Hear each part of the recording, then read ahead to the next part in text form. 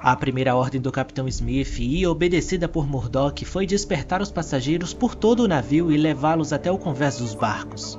Ele fez isso da maneira mais eficiente e lógica possível. Coloque o salva-vidas, por favor. Imagine você estar a bordo do maior, mais seguro e luxuoso navio do mundo. De repente, você é acordado à meia-noite, sendo obrigado a entrar em um pequeno bote, para ser lançado em um gélido e penumbro espelho d'água. Certamente você não faria isso em um primeiro momento. Este foi o primeiro desafio na evacuação do Titanic. Convencer os passageiros das mais diferentes classes e idiomas de que aquele navio inafundável estava afundando.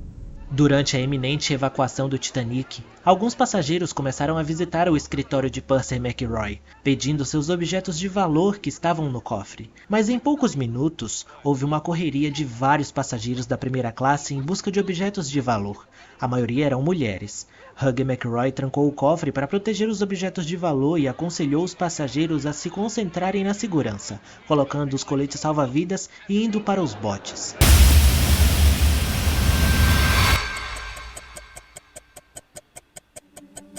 Seguindo as ordens do Capitão Smith, o segundo oficial Lightoller grita para que o bote salva-vidas número 4 seja baixado do convés de barcos para o convés A, a fim de facilitar o embarque de mulheres e crianças. O segundo oficial Lightoller quanto o Capitão Smith esqueceram que o Titanic, ao contrário do seu navio irmão Olympic, tinha a dianteira do convés A envidraçada, de modo que é impossível que os passageiros embarquem até que os comissários encontrem as alavancas necessárias para baixar as janelas. Por essa razão, o bote 4 está sendo guinchado de volta para o convés dos botes. Enquanto auxiliava na limpeza dos botes do lado bombordo, Boxhall avistou uma luz misteriosa no horizonte, logo após a ordem de limpar os botes. Mais tarde, ele identificou essa luz como sendo luzes do mastro de um navio distante e comunicou essa descoberta ao capitão, resultando na decisão de enviar sinais de foguetes para alertar a outra embarcação. Após isso, Boxhall foi à sala de cartas e calculou a posição aproximada do Titanic no momento do acidente, com base na posição das 19h30 e na estimativa da velocidade.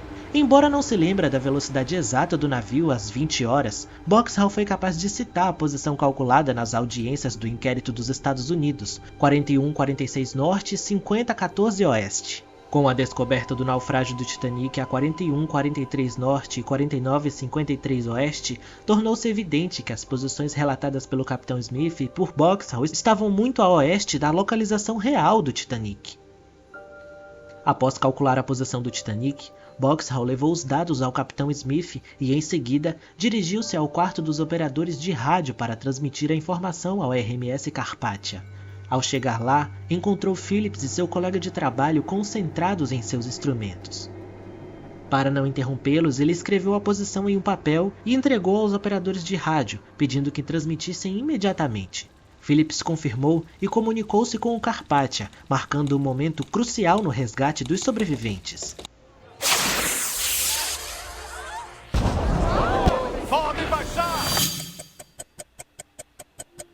Uma hora após a colisão com o iceberg, o bote 7 do lado estibordo é o primeiro a ser lançado. O primeiro oficial Murdoch deixa o vigia George Hogg no comando. O bote salva-vidas número 7 está com 27 pessoas a bordo. Em particular, o primeiro oficial Murdoch é caracterizado por ter uma percepção precoce da gravidade da situação. Por isso, ele dava prioridade às mulheres e crianças. E quando não havia mais desses grupos presentes, ele então permitia que os homens ocupassem os botes. Essa postura de Murdoch contrasta com a abordagem mais rígida do segundo oficial Lightoller, que foi descrita como hesitante em seguir as ordens estritas sobre priorizar mulheres e crianças. Sob suas ordens, os homens não podiam embarcar nos botes. Esta discrepância na abordagem pode ter influenciado a diferença de eficiência entre os dois lados do navio durante o processo de evacuação. Segundo o relato do segundo oficial Lightoller, a evacuação do Titanic deveria ter sido exemplar, com os botes salva-vidas sendo rapidamente lançados sem qualquer contratempo. No entanto, uma análise mais minuciosa revela uma realidade bem diferente, com uma série de atrasos e problemas de carregamento. Lightoller acreditava que os botes não suportariam todos os passageiros, o que influenciou suas decisões durante o desastre. Ele propôs que os botes fossem baixados parcialmente, ocupados e depois preenchidos no convés inferior, uma medida que ele considerava arriscada. Durante o inquérito britânico, ele expressou preocupações sobre a capacidade dos botes de suportar o peso total dos passageiros, temendo danos estruturais. Essa interpretação equivocada possivelmente contribuiu para uma evacuação menos eficiente e para uma tragédia subsequente. No inquérito dos Estados Unidos, Lightoller testemunhou que os passageiros estavam perfeitamente tranquilos e prontos para o embarque. Estavam tão calmos como se estivessem em uma igreja. Ele também relata que selecionou apenas mulheres e crianças. Sobre a falta de passageiros nos botes salva-vidas, Lightoller explicou que, em sua perspectiva, os botes poderiam ser baixados com segurança com cerca de 20 ou 25 pessoas, considerando que o navio era novo e todos os equipamentos estavam em condições ideais.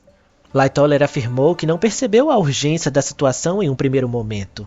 Ele comenta sobre as mulheres e crianças no seu primeiro e segundo bote a ser baixado, dizendo que estavam tão quietos, não imaginando um desastre.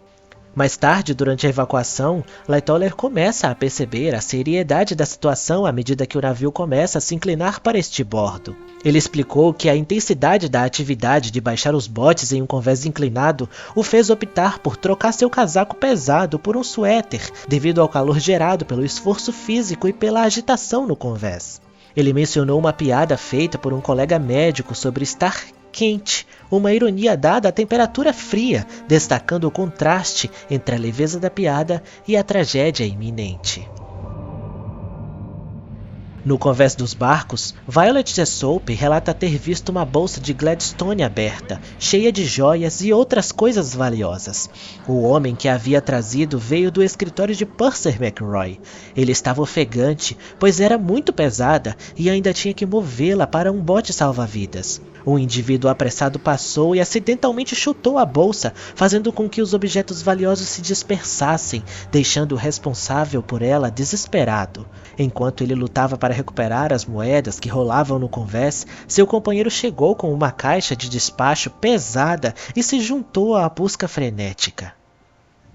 Este relato deixado por Violet Jessop mostra que, mesmo atarefado, Purser McRoy ainda se preocupava em resgatar os objetos de valor dos passageiros de primeira classe. De fato, bolsas de Gladstone foram recuperadas do local do naufrágio do Titanic, incluindo uma encontrada durante a missão de recuperação de 1987 da RMS Titanic Inc. Elas continham um tesouro de itens valiosos. Alexandra Klingelhofer, vice-presidente da coleção da RMS Titanic Inc., descreveu essas peças como exemplares explícitos e lindos do período eduardiano.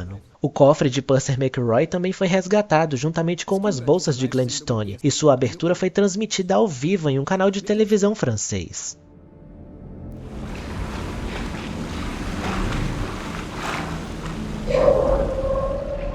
Após a partida do bote salva-vidas número 7, o bote número 5 começou a ser carregado. Durante esse processo, o quarto oficial Lowe admitiu ter usado uma linguagem forte com Bruce Ismay, presidente da White Star Line, que estava ansioso para ajudar. Lowe, já irritado por ter sido interrompido diversas vezes por Ismay, relata ter gritado "Inferno!".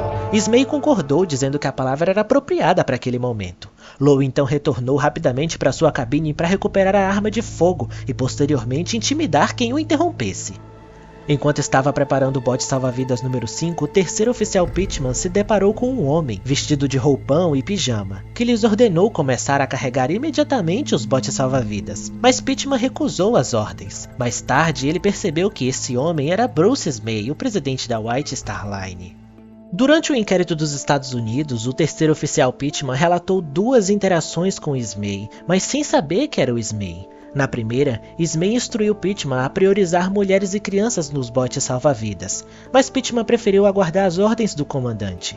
Em uma outra ocasião, um homem de roupão, que era o Ismay, o instigou a acelerar, mas Pitman continuou seu trabalho sem reconhecê-lo como o Ismay. Mais tarde, ao relatar sua interação com Ismay ao capitão Smith, Pitman recebeu permissão para levar mulheres e crianças no bote, com Ismay ajudando na evacuação. Pitman explicou que eles só seguiam ordens do comandante e não de mais ninguém. Ismay não tentou novamente, sendo avistado pela última vez entrando no Carpathia. Esta interação com Ismay foi um dos últimos contatos de Pittman com ele, e também com o Capitão Smith durante o desastre do Titanic. Durante seu depoimento, Pittman expressou sua admiração pelos novos turcos a bordo do Titanic, destacando a facilidade com que os botes salva-vidas foram lançados durante o desastre. Ele comparou positivamente esses novos modelos com os modelos antigos, observando que eram uma grande melhoria devido à necessidade de menos homens para operá-los e baixá-los. Durante o carregamento do bote, Pittman acomodou as últimas mulheres e pulou de volta no navio.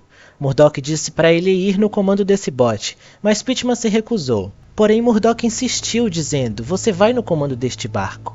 Pittman assumiu o comando do bote salva-vidas, seguindo as ordens. Ele ajudou a embarcar aproximadamente 30 e 40 mulheres e 2 crianças, além de alguns passageiros do sexo masculino. Pittman enfatizou que o bote foi preenchido com facilidade, mas a falta de mulheres disponíveis por perto resultou em um número maior de homens a bordo do que o esperado. No inquérito britânico, Pittman foi interrogado sobre por que não lotou o bote salva-vidas com 60 pessoas, considerando sua capacidade para 65. Ele explicou que muitas pessoas não queriam embarcar, pois acreditavam estar mais seguras no navio. Quando questionado sobre a segurança de baixar 60 pessoas de uma altura de 20 metros, Pittman respondeu incerto, abre aspas, "Não sei o que poderia fazer se fosse colocado nessa posição", fecha aspas. Mas acrescentou que, baseado em sua experiência posterior, agora faria, pois descobriu que era possível acomodar 80 pessoas nos botes salva-vidas. Pittman então entrou no barco, apertou a mão de Murdoch e lhe disse: "Adeus e boa sorte." Durante o inquérito, Pittman disse que não havia um clima de que a situação era realmente grave, e que parecia que eles iriam se encontrar muito em breve. Contudo, eles jamais veriam Murdoch novamente. No momento do lançamento do bote número 5, um turco está sendo baixado mais rápido do que o outro, deixando o bote bem empinado. Assustados, os passageiros gritam e depois pedem para voltar ao navio. Murdoch então faz o bote voltar para o convés. Nesse momento, alguns homens embarcam no bote 5 e ele é finalmente baixado. Baixando juntos! Ao chegar na água, Murdoch deu o sinal apontando para uma porta na popa. A ordem era que o bote 5, sob o comando de Pittman, navegasse até aquela porta para receber mais passageiros em seu barco. Mas depois de esperar alguns minutos, nenhuma porta foi aberta e ele achou melhor se afastar do navio e manter uma distância segura. Ele relatou permanecer uns 400 metros de distância do navio.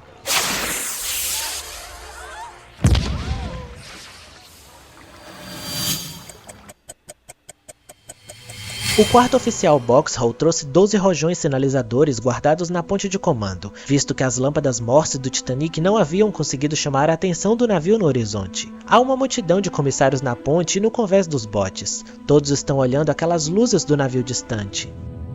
Boxhall estava envolvido principalmente no lançamento de foguetes de socorro enquanto estava a bordo do Titanic nas horas finais antes do naufrágio. Ele notou que a embarcação distante se aproximou e percebeu que era um vapor de 4 mastros. Boxhall e outros tripulantes disparam foguetes de socorro para sinalizar o navio se aproximando.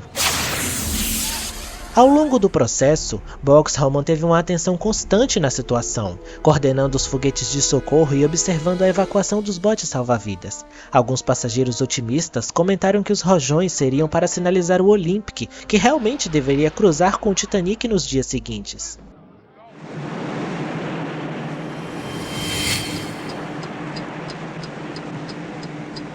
O radiotelegrafista do Carpathia consegue ouvir o Olympic chamando o Titanic.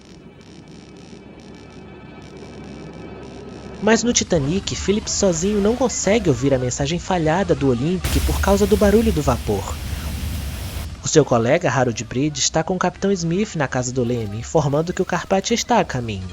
O Capitão Smith e os oficiais Wilde e Murdoch estão na última cabine atrás da ponte de comando, observando Charles Lightoller abrindo o armário. Lightoller retira de lá alguns revólveres Webley e munição. Ele então entrega ao oficial-chefe Wilde. Os engenheiros do Titanic estão em uma batalha contra a água que continua a inundar o navio. Para lidar com a situação, um oficial na ponte de comando destravou algumas portas à prova d'água para que trouxessem as bombas das salas da caldeira 1, 2, 3 e 4 e tentar manter as salas 5 e 6 com um nível de água controlado.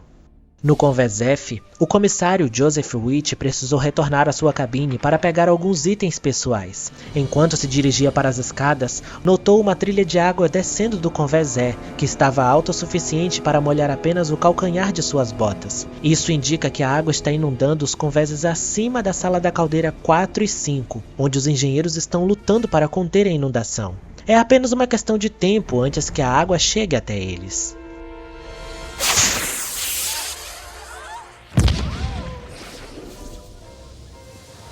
No Convés dos Barcos, Violet Jessop relembrou em seu relato as dificuldades enfrentadas pelo sexto oficial Mudge para convencer os passageiros a entrarem nos botes salva-vidas, e deixando para trás seus entes queridos. Ela descreveu como um jovem oficial lutando para convencer os passageiros, não adianta ficar me olhando com essa cara não, eu sou noiva, viu? Principalmente poloneses e russos, entre outros, a entrarem nos botes. Violet Jessop disse que Mudge pediu a ela e outros que dessem o exemplo entrando nos botes. Em suas memórias, Violet Jessop disse: havia um jovem oficial chamado Mudge, que estava ocupado colocando pessoas em um barco salva-vidas. Mesmo parecendo cansado, ele sorriu ao mandar seus colegas entrarem no barco e lhe desejou boa sorte. Um momento, ele estava com o bebê em seus braços, que havia sido esquecido por alguém. Me recordo que ele entregou para uma senhora no bote e também distribuiu alguns coletes salva-vidas. O quarto oficial Boxhall e o contramestre George Howe disparam rojões sinalizadores a cada 5 minutos. Toda vez que lançam um rojão, eles têm que afastar todo mundo do bote número 1.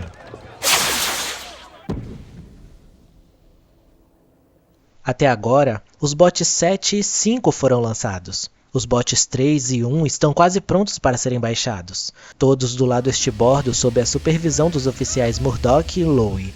A bombordo, Charles Lightoller está prestes a baixar e lançar o seu primeiro bote salva-vidas, o de número 8. O barulho dos exaustores das chaminés do Titanic param subitamente. O segundo oficial Lightoller descreveu mais tarde como um silêncio de morte, porém 1000 vezes mais intenso, que tomou conta de todo o navio. Era quase desconcertante conseguir ouvir as vozes novamente. A música tocada pela banda do navio agora é tranquilamente audível por todo o convés dos botes. O bote de número 3 está sendo baixado do lado estibordo do Titanic. Os oficiais Lowe e Murdoch assistem à descida lenta e cuidadosa. O bote salva-vidas número 3 leva apenas 50 pessoas a bordo, ou seja, tem espaço para pelo menos mais 15 pessoas. No inquérito dos Estados Unidos, o quinto oficial Harold Lowe afirmou que não conseguiu reunir pessoas suficientes para enchê-lo.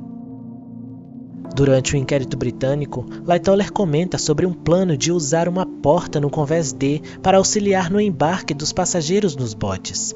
A ideia seria baixar o bote com meia lotação e, ao chegarem na água, se aproximarem da porta para receber mais passageiros. Mas havia um problema. O navio estava levemente inclinado para estibordo, o que resultava em uma proximidade perigosa entre os botes e o casco do navio ao serem baixados. Além disso, a porta que daria acesso aos botes se abria para fora e representaria um obstáculo para a descida do bote 6.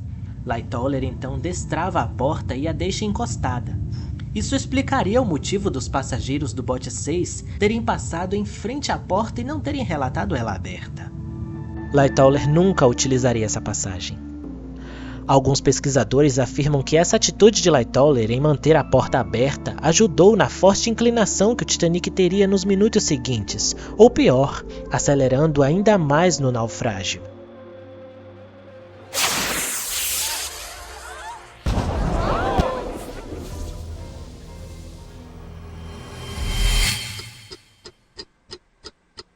Lightoller inicia a descida do bote de número 8. Rigoroso, ele permitiu a entrada de apenas mulheres e crianças.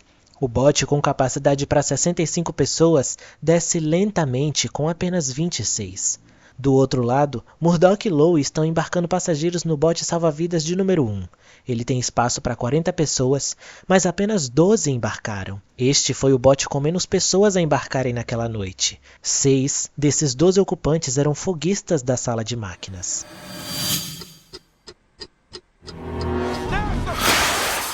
Enquanto isso, o Capitão Smith e Charles Lightoller preparam o bote 6 a bombordo, sendo apenas o segundo bote que Lightoller consegue lançar. Enquanto trabalham, eles ouvem a música da banda do navio. Lightoller, apesar de não gostar de jazz, reconhece posteriormente que a música foi reconfortante naquela noite. Usando um megafone, o Capitão Smith pede repetidamente mulheres e crianças primeiro. Alguns passageiros questionam Lightoller sobre a gravidade da situação, mas ele, apesar de consciente do perigo, tenta tranquilizá-los, assegurando que estão apenas seguindo ordens. O bote salva-vidas número 6 está sendo baixado do lado bombordo do Titanic. Mesmo com a inclinação a este bordo do navio reduzida, aqueles a bordo dos botes ainda precisam empurrá-los para longe do casco do navio. Molly Brown está a bordo desse bote, e ela vê o Capitão Smith orientando os passageiros a remar na direção das luzes ao longe e manterem todos os barcos juntos. Ao olhar para baixo, Molly observa que está entrando água por uma escotilha de uma cabine. O bote 6 tem capacidade para 65 pessoas, mas há apenas 28 a bordo do bote de Molly Brown. 2 delas são tripulantes do Titanic. Robert Hastings, que estava no leme quando o navio colidiu com o iceberg, e Frederick Fleet, o vigia que avistou o iceberg. Fala, o que foi que você viu? Iceberg, bem em frente! O bote já está quase na altura do convés C, quando Robert Hastings grita para Lightoller que 2 homens não são suficientes para manejar o bote. Lightoller então se vira para os homens ao seu redor, perguntando se há algum marinheiro por perto. Após uma pausa, o Major Arthur Piltting dá um passo à frente, dizendo que não é marinheiro, mas é um velejador. Lightoller então aponta para os cabos suspensos na cabeça dos turcos, a cerca de uns 3 metros da lateral do navio, e afirma, se ele for marinheiro bastante para descer pelos cabos e chegar até o bote, que ele pode ir em frente. Arthur então salta sobre o vão, agarra os cabos e desce devagar até o bote 6. O bote salva-vidas de número 6 é o 6º bote lançado do Titanic no intervalo de 20 minutos. Todos eles levam apenas passageiros de primeira classe e membros da tripulação. O Major Arthur Piltting é um dos poucos homens que Charles Lightoller permitiu subir nos botes. Além de provocar danos nos 5 compartimentos da proa, o bunker de carvão na sala 5 também foi perfurado. Este foi o mesmo bunker onde aconteceu o incêndio dias antes da colisão. O pouco de carvão e cinzas dentro do bunker se misturaram, criando uma barreira que impedia a água de vazar pela porta de onde o carvão era retirado. Porta esta que não era estanque. O bunker de carvão está quase cheio, e a pressão da água excedeu a capacidade da porta. Ela foi projetada para manter apenas o carvão lá dentro do bunker, mas não vários metros cúbicos de água. Ela então arrebenta. Toda aquela lama e cinzas escoam para dentro da sala 5. Com as portas estanques abertas para a passagem das mangueiras para controlar a inundação na sala 6, os fragmentos de carvão escoam por todas as direções e acabam entupindo as bombas. É importante ressaltar que 4 compartimentos dianteiros estavam danificados e quase totalmente inundados. Se o 5º compartimento não tivesse sido avariado, o Titanic conseguiria se salvar. Mas os danos na sala da caldeira 6 jogavam uma quantidade de água muito maior do que as bombas conseguiriam drenar. Entretanto, alguns minutos a mais de flutuabilidade seriam adicionados no tempo do naufrágio. Com agora as bombas entupidas, a missão de ganhar tempo chegou ao fim. Acima deles, no convés E, a água começa a se acumular. O Titanic agora está com 4 graus de inclinação em direção à proa. Mas a inclinação do navio para este bordo agora é praticamente 0 e a água está prestes a chegar na base do nome do navio.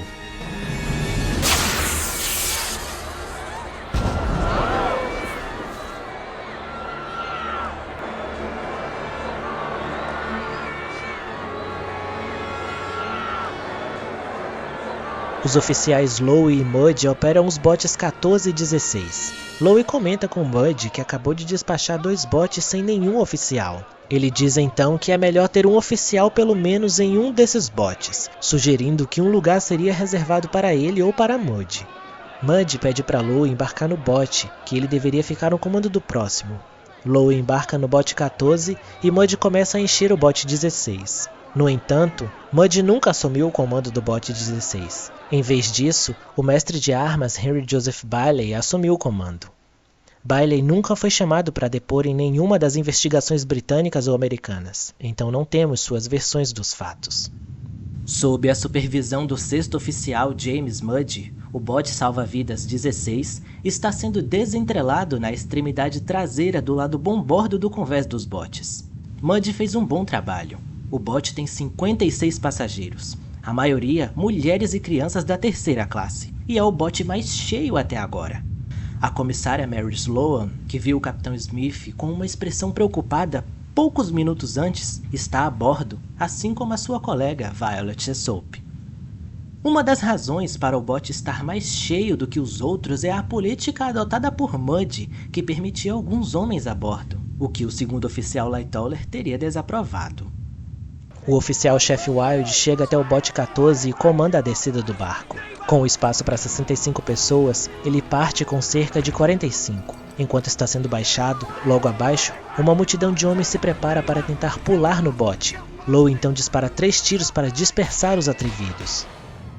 Em seu relato, Lowe disse que não atirou com o objetivo de atingir ninguém, mas sim para desencorajar aqueles homens que pularam no bote. Segundo ele, o bote perderia o equilíbrio e poderia virar, colocando a vida de todos em risco. Mesmo assim, um homem e um jovem pulam no barco. Extremamente bravo, Lowe ameaça atirar nos dois enquanto as mulheres imploram pela vida daquele homem. Apesar dos apelos, os dois pulam de volta no navio. Todo esse vexame resultou em um homem ao mar. O mordomo não identificado foi empurrado até a água e acabou sendo resgatado por outro bote, mas ele insistiu em voltar ao navio. O bote 14 finalmente chega até a água e Lowe ordena para que se afastem 150 metros do navio e ficarem atentos a qualquer um que caísse na água.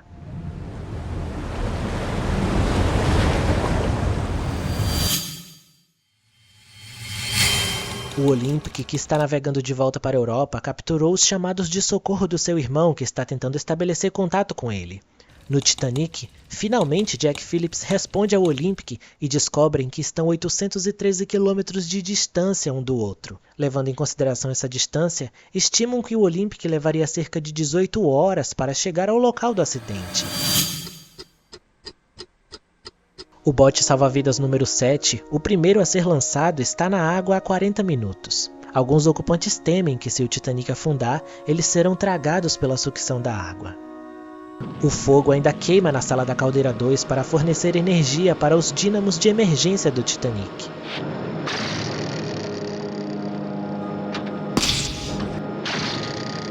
Toda vez que lança um dos botes a bombordo, o 2º oficial Lightoller vai até o topo da escada de emergência que leva ao convés C e confere o nível da água para calcular quanto tempo ainda resta para o navio. A este bordo do convés dos barcos, ao lado do bote salva-vidas número 14, o Dr. John Simpson, cirurgião assistente do navio, entrega uma lanterna ao 5º oficial Harold Lowe e diz: "Isso vai ser útil para você."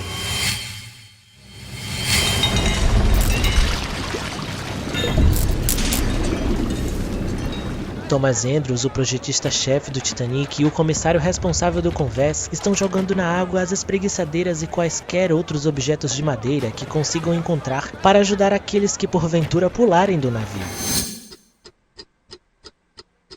Existe um tumulto de passageiros da 3ª classe no poço do convés C, na popa. Eles estão sendo impedidos de subir para o convés dos barcos pelos membros da tripulação. Os oficiais Murdoch e Muddy veem alguns homens da 3ª classe escalando o convés dos barcos e ordenam que voltem. Eles se recusam, os oficiais então sacam os revólveres e atiram para o alto. Contrariados, os outros homens descem. As luzes elétricas nos convéses do Titanic estão falhando, mas ainda funcionam graças aos esforços dos engenheiros nos convéses inferiores. Fora do alcance do radiotelégrafo, o transatlântico Baltic da White Star Line envia uma mensagem para o transatlântico Caronia da Cunard para repassar ao Titanic. Abre aspas, "Estamos indo até vocês. Fiquem em contato conosco." Fecha aspas. Jack Phillips nota que o sinal do radiotelégrafo está ficando mais fraco à medida que o aparelho perde potência. O oficial-chefe Wilde notou que em menos de 10 minutos, o Titanic se inclinou rapidamente para bombordo. Ele tomou uma atitude que foi estranhada por alguns passageiros. Ele deu a ordem para que todos os passageiros do lado bombordo ficassem para o lado estibordo a fim de tentar equilibrar a embarcação. Mas o número de pessoas disponíveis para causar um impacto na inclinação do Titanic não era suficiente. Edward Wilde, um dos projetistas do Titanic, estimou que mover 800 pessoas teria corrigido a inclinação em apenas cerca de 2 graus, o que era insignificante diante da inclinação de até 10 graus que o Titanic havia alcançado.